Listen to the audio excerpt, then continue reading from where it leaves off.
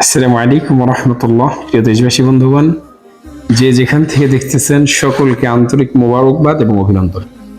قال النبي صلى الله عليه وسلم, আল্লাহ রাসূল সাল্লাল্লাহু আলাইহি ওয়াসাল্লাম বলেন, আল গীবাতু আশাদ্দু মিনাজ জিনা।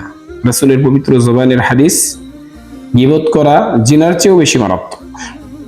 আসেন আজকে আমরা জানব কোন কোন সময় কয়টি জায়গায় গীবত করা জায়েজ। 1 নম্বর,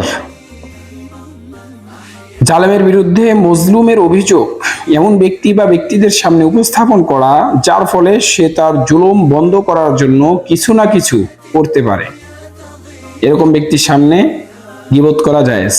2 নম্বর, সংশোধনের উদ্দেশ্যে কোনো ব্যক্তি বা গোষ্ঠীর দোষ ত্রুটি উল্লেখ এমনভাবে লোকের সামনে করা যাদের দ্বারা তা দূর করানো সম্ভব হবে বলে মনে করে। 3 নম্বর, ফতোয়ার উদ্দেশ্যে কোনো মুফতির নিকট প্রকৃত ঘটনা বর্ণনা করা যাতে কোনো লোকের ভুল বা খারাপ কাজের উল্লেখ থাকবে।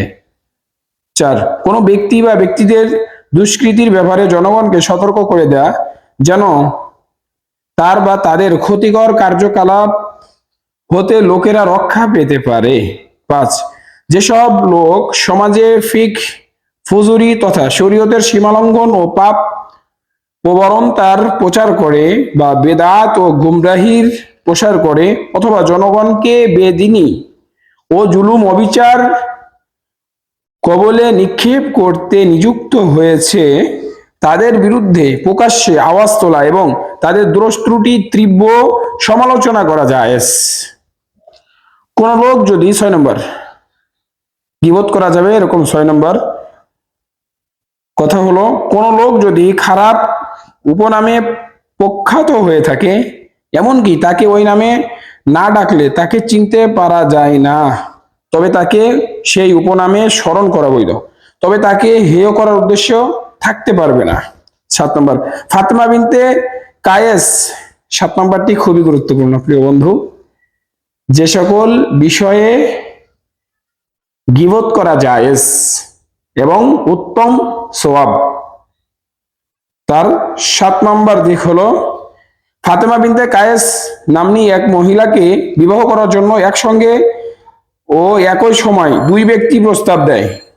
একজন হলেন হযরত মুয়াবিয়া আর দ্বিতীয় জন হযরত আবু জাহাম। মহিলাটির পক্ষে লোকেরা এসে নবী সাল্লাল্লাহু আলাইহি সাল্লামের নিকট পরামর্শ চাইলেন। তিনি বললেন, মুয়াবিয়ার দরিদ্র ব্যক্তি আর আবু জাহাম স্ত্রী লোকদেরকে খুব মারপিট করে থাকে। এই ব্যাপারটিতে একজন মহিলার ভবিষ্যৎ জীবনের সমস্যা জড়িত ছিল, আর মহিলার পক্ষের লোকেরা এই বিষয়ে মহানবী সাল্লাল্লাহু আলাইহি সাল্লামের নিকট পরামর্শ চেয়েছিলেন। এরূপ অবস্থায় মহানবী সাল্লাল্লাহু আলাইহি সাল্লামের ব্যক্তিত্বদ্বয়ের চরিত্রগত দুর্বলতার কথা যা তিনি জানাতেন তা বলে দেয়া জরুরি মনে করেন। এটা বললে গীবত হবে না। আল্লাহ তাআলা আমাদের সবাইকে এই কথাগুলোর উপর পরিপূর্ণভাবে আমল করার তৌফিক দান করেন। আল্লাহ হাফেজ। আল্লাহ হাফেজ। দোয়া রইল আপনাদের জন্য, প্রবাসী ভাই বন্ধুদের জন্য, দেশি ভাই বন্ধুদের জন্য, প্রত্যেকটা মুসলিম উম্মাহের জন্য আমার অন্তরস্থল থেকে দোয়া রইল। আল্লাহ তাআলা সবাইকে বেশি বেশি হালাল রিজিক উপার্জন করার তৌফিক দান করেন। আমিন। দুনিয়া এবং আখিরাতের কল্যাণ দান করেন। যতদিন দুনিয়ার হায়াতে রাখবেন আল্লাহ তাআলা প্রত্যেকটা আমার প্রিয় ভাই বন্ধুদেরকে, বাবাজিদেরকে আল্লাহর ফরজ বিধানগুলো পুঙ্খানুপুঙ্খানুভাবে আমল করার তৌফিক দান করেন। আসসালামু আলাইকুম ওয়া রাহমাতুল্লাহ। আসসালামু আলাইকুম রহমতুল্লাহ। ইসলামিক চ্যানেল নবীর ওয়ারিস KM, আপনাদের দোয়া এবং ভালোবাসা একান্ত কাম্য।